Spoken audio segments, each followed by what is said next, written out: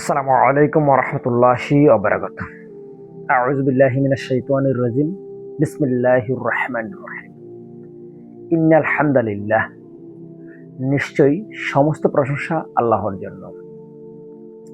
সুপ্রিয় দর্শক শ্রোতা, আজকে আমি আপনাদের সামনে ছোট্ট একটি আমলের কথা নিয়ে উপস্থিত হয়েছি।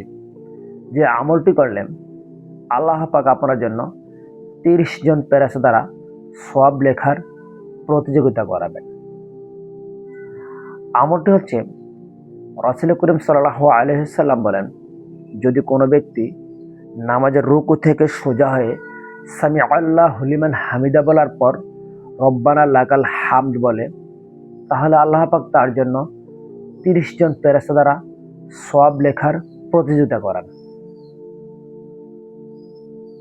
আল্লাহ পাক যেন আমাকে এবং আপনাদেরকে এই ছোট আমলটি করার তৌফিক দান করেন।